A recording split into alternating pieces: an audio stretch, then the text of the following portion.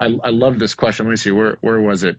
It was a would you rather from Jen. Would you rather record in a more lively sounding room or a dead but boxing sounding closet? I don't know if we have to pick one, but just talk through that. I mean, I know you and I both recorded in lots of apartments and houses and living rooms. You've spent a lot of time in the closet, so I feel like this is a good. But I mean, it sounds like a joke, but honestly, like the first 10 years of my life was every vocal was in a closet and every guitar amp was in a closet. Yep. And at the end of the day, I'm of the opinion that tends to fuck you more than help you. Because when you get that boxed in sound, it's easier in a bigger room to just put up your mattress or something and kill the room a little bit that way than it is to like de-box a closet, you know, at least in my experience. Go ahead. I'm sorry. No, go for it. Go.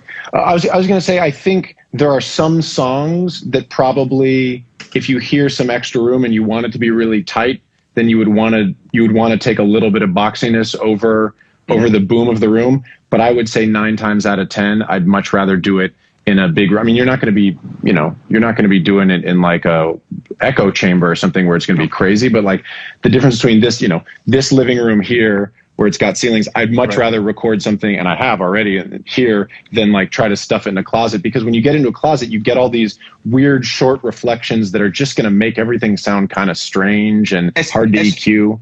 Especially if the singer's loud. Yeah. If they're loud, I'd rather have them in a bigger room, because it seems like in closets, when somebody's like, if you get a Brian Dales and you put him in a closet, like it would, like he belts so loud that I think the sound of the closet would overtake him. You get weird bouncing of the mid range and the low mids, and the tone of the voice is things are going to get very strange. Exactly. And I think that what a lot of people don't pay enough attention to is polar patterns. And so everybody will get, one of those SE reflection filters or whatever, and it goes behind the mic.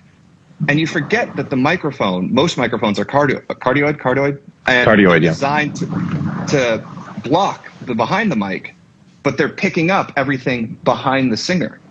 So in a lot of times, you're actually going to get better isolation if you put the treatment behind the singer. Because if they're kind of near a wall and that you get that splash off the wall, it's going to be nulled by the mic. Yeah. But what you're going to be hearing in your echo is actually what's coming off the back wall back into the mic. So not only is that more distracting because it's got a bit more time to it, it's going to be 30, 40 milliseconds. That's where people pick it up. So often people sing into treatment, but like behind a live wall, and don't understand why they're getting fucked, because their voice is going around the treatment in a big room, bouncing everywhere. But the thing that you're really hearing is the splash off the wall behind you coming back into the mic.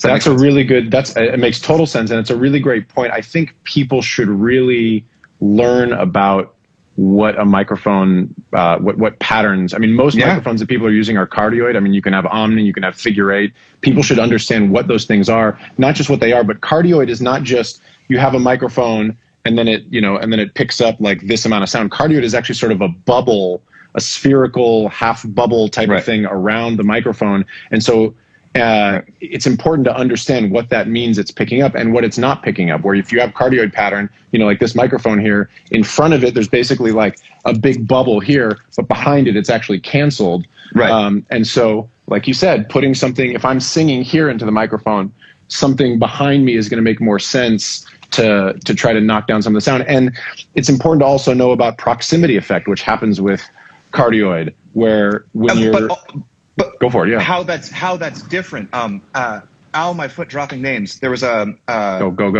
Sia song that we had done with Neon Hitch, and because it was like a Sia song, it really needed like a lot of body. And every way we were recording Neon, it was just too thin. And I had an M149, which I rarely use, but it has a hypercardioid pattern. And what people don't realize is hypercardioid, aside from the fact that there's really good rejection, when you get really up on it, there's a ton of proximity effect. So even more than cardioid, which already has more than cardioid. Yeah. And so like I love recording guitars with figure 8 mics because there's less proximity effect and you can put it right up against the grill. Yeah. And to me, it gives a more in the room sound.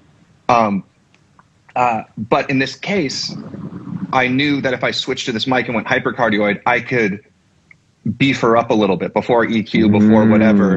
And then especially right off the mic, she gave this great performance because all of a sudden she had just all of this weight that wasn't in there when we were using the 251, which is arguably a better mic. But that's a great example of, for this particular project, for this thing, doing hypercardioid and having that like exaggerated proximity effect really helped out her, you know.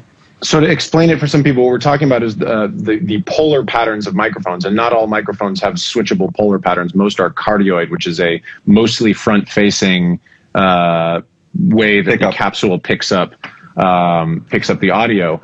But there's options for some microphones to switch to Omni, which is everywhere, figure 8, which is sort of equally on both sides, but a slightly different looking pattern than cardioid.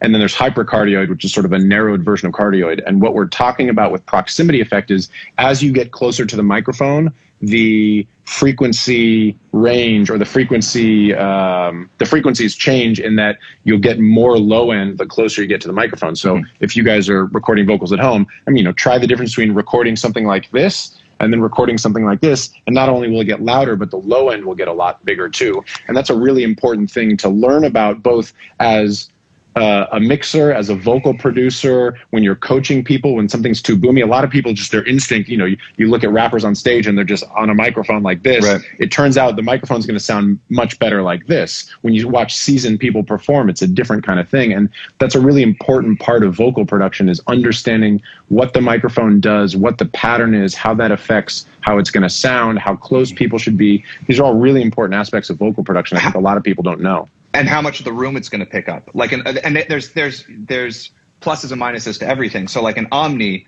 is picking up equally all the way around the microphone. But the cool thing is Omni has virtually no proximity effect. Yep. So like as you go in, and as a general rule, the tighter the pattern, there's usually more proximity effect. Mm-hmm. But a lot of people, like you take the U47 and you think when it was built, U47s were made. That's back when engineers were actually engineers. They're called engineers because they were in lab coats. They were nerds, you know? Yep. And if you watch any like Sinatra or anybody singing on a 48 or a 47, they're a foot and a half away from the microphone. Like everybody in a studio now is eating the microphone. But 48s are really, or 47s. There's a, Tony Berg's got a 48 that's like to me the best sounding mic of all time. Yeah. But they're designed to be far away, and for whatever reason, modern recording, everybody's so used to getting right up on the microphone. But a lot of these mics are actually designed to do what they do at, 18 inches, 12 to 18 inches away, and not dead up on it like everybody is normally. Yeah, it's a really important thing. I mean, and a lot of people, gets back to where this question started.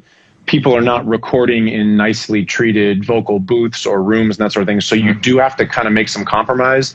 But I think a big mistake I hear a lot in vocals is people just recording right up on the microphone. And it's just not how microphones are meant to be used. Some are, but like you try to use the tool for the gig,